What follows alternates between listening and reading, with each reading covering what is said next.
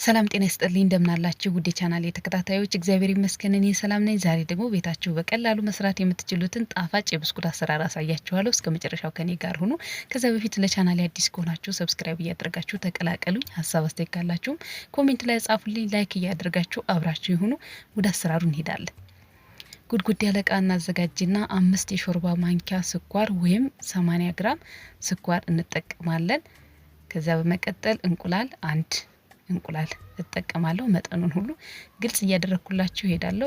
ቤታችሁ ሰርታችሁ እንድትሞክሩት ማለት ነው። እንቁላሉንና ስኳሩን አንድ ላይ በደንብ አድርገን እንቀላቅለዋለን። አንዳንድ ድምጽ እየገባብኝ ከሆነ ይቅርታ ጠይቃለሁ። በደንብ አድርገን እንደዚህ ስኳሩንና እንቁላሉን በሹካ ሊሆን ይችላል በደንብ አድርገን መቀላቀል ነው። ከዛ በመቀጠል ዘይት 2 የሾርባ ማንኪያ ዘይት እጠቀማለሁ።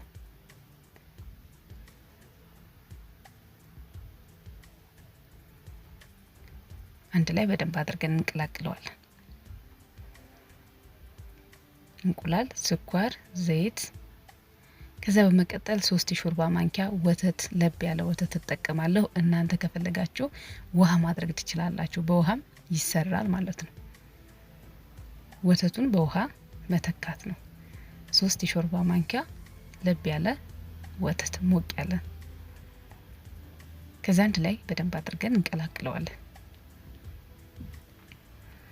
ያው መጠኑን ግልጽ ስላደረኩላችሁ ቤታችሁ ሰርታችሁ ለመሞከር ምንም አይከብዳችሁም ብዬ ስለማስብ እንደዚህ እናንተ በሚቀላችሁ እያሳያችሁ ነውና ላይክ እያደረጋችሁ ለሌሎች ቪዲዮ እንዲደርስ አግዙኝ። ቫኒላ 1 እሽግ ወይም 5 ግራም ይቺ ትንሿ እሽግ አለች አይደለ? እሷን ነው የተጠቀምኩት። እሷን አድርጌያለሁ። ቤኪንግ ፓውደር ግማሽ የሻይ ማንኪያ ቤኪንግ ፓውደር ተጠቅሜያለሁ። አንዳንድ ጊዜ ሳላደርግም ስለምሰራ ቤኪንግ ፓውደሩን አለማድረግም ትችላላችሁ። ግን እኔ አንዳንዴ ትቼ ይህንን ሳላደርግ እሰራለሁ። በጣም ቆንጆ ነው። ለዛሬ ግን እያደረገው አሳያችኋለሁ። ዱቄት የተጠቀምኩት ዱቄት 300 ግራም ወይም 5 የቡና ሲኒ ቤታችሁ ስለምታገኙ በቀላሉ ለመለካት ቀላል ነው። በግራም ደግሞ ከፈለጋችሁ 300 ግራም ዱቄት ወይም 5 የቡና ሲኒ ዱቄት ተጠቅሜያለሁ። እንግዲህ አንድ ላይ በደንብ አድርገን እንቀላቅለዋለን። እንደዚህ ካዋሃድኩት በኋላ በእጄ በደንብ መታሸት ስላለበት እንደዚህ በደንብ አድርገን እናዋህደዋለን። ያው ሌላ ምን ጨምረው ነገር የለም። በደንብ ማሸትና እንዲቀላቀል ማድረግ ነው። በቂው ነው ሁሉ ነገር። ከዛ በኋላ በደንብ አድርጌ እንደዚህ ሊጡን ካዘጋጀሁት በኋላ ጠረጴዛችን ላይ ዱቄት በተን እናደርግና ከዛ ሊጡን በደንብ አድርገን እንዳምጠዋለን። ሀሳብ አስተያየት ካላችሁ ኮሜንት ላይ ጻፉልኝ። እንደዚህ አዳዲስ ቪዲዮ ስለቅ እንዲደርሳችሁ ከፈለጋችሁ ሰብስክራይብ ያደርጋችሁ ተቀላቀሉኝ። ከዛ በመቀጠል ሊጡን ለመዳመጥ እንዲመቸኝ አድርጌ አስተካክዬ ያዘጋጀዋለሁ። ከዛ እናንተ ከፈለጋችሁ በጠርሙስ ሊሆን ይችላል፣ በመዳመጫም መዳመጥ ትችላላችሁ። ሊጡ ወፍራም እንዳይሆንብን ስስም እንዳይሆን አድርጌ መካከለኛ ውፍረት ያለው አድርጌ ዳምጬ አዘጋጀዋለሁ። ቀላል ነው። አያችሁት? ውፍረቱን ልክ ምስሉ ላይ እንደምትመለከቱት ማድረግ ነው። ከዚህ በላይ እንዳይሳሳብን ማለት ነው። ከዛ በመቀጠል ዳርና ዳሩን እንደዚህ አወጣዋለሁ። ከዛ መልሼ እጠብሰዋለሁ። ግን አያችሁት? እንደዚህ አድርገን 4 ማዕዘን እንዲሆን አድርገን መቁረጥ ነው።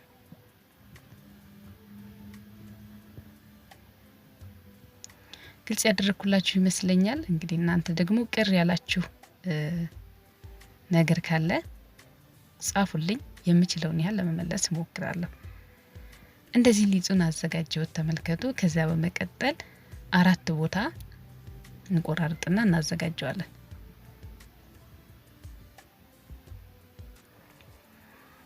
የኩኪስ ቅርጽ ማውጫ አያስፈልገንም። በቀላሉ እናንተ ባላችሁ ነገር መስራት የምትችሉት ነው። ከፈለጋችሁ እንደዚህ ስታደርጉ በቢላ መጠቀም ትችላላችሁ። በቢላዋ መቁረጥ እኩል መጠን እንዲኖረው አድርገን በግምት። ከዛ በኋላ እንዴት ቅርጽ እንደማወጣ ላሳያችሁ። አያችሁት? በጣም ቀላል ነው። ማንም መስራት የሚችለው ቀላል ብስኩት ነው። ደግሞ በዚያ ላይ በጣም ነው የሚጣፍጠው። በተለይ ልጆች ካሏችሁ ሰርታችሁ እቤታችሁ መጠቀም ትችላላችሁ። ለቡና ቁርስ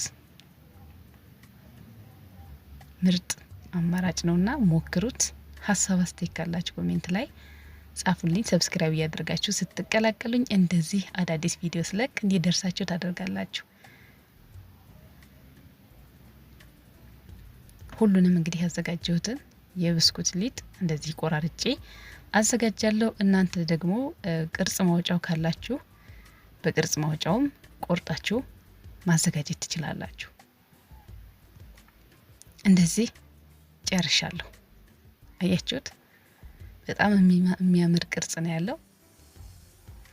ከዚህ በመቀጠል ዘይት አዘጋጃለሁ፣ ለመጥበሻ የሚሆነኝን ማለት ነው።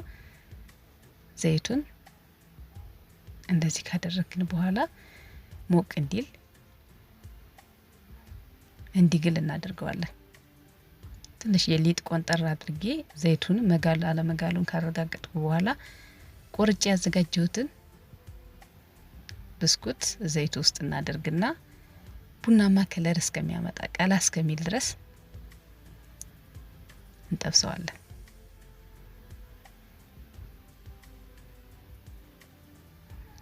አያችሁት? ያው እኔ ቪዲዮን ስለምቆራረጥ ሲደርስ የሚያሳየውን ቪዲዮ ነው የምቀርጽላችሁና ስለዚህ እናንተ አሁን ትንሽ ቀረት ይለዋል።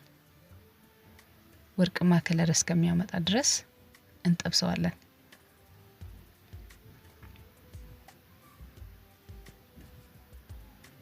አያችሁት? ልክ እንደዚህ ከለሩ እንደዚህ ሲሆን ንጹህ ጨርቅ ሊሆን ይችላል። ወረቀት የኬክ መጠቅለያ ወረቀት ካላችሁ ዘይቱን ለማጥለያ ማለት ነው። እዚያ ላይ አድርገን በደንብ እናጠነፍፈዋለን።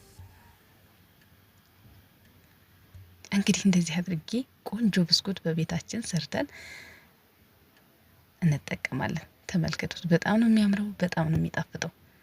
ሞክሩት ሰርታችሁ። ዝርቅ ያለ ኩሽ የሚል ቆንጆ ብስኩት ለዛሬ ሰርቼ አሳይቻችኋለሁና ላይክ አድርጉ፣ ለሌሎች ቪዲዮ እንዲደርስ። ሀሳብ አስተያየት ካላችሁ ኮሜንት ላይ ጻፉልኝ። ለዛሬ ይዤላችሁ የቀረቡት ቪዲዮ ይህን ይመስል ነበር። ስለተከታተላችሁኝ፣ ስለምትሰጡኝ ሀሳብ አስተያየት ሁሉ ከልብ አድርጌ አመሰግናለሁ። መልካም ጊዜ እንዲሆንላችሁ ተመኘው። ቻው።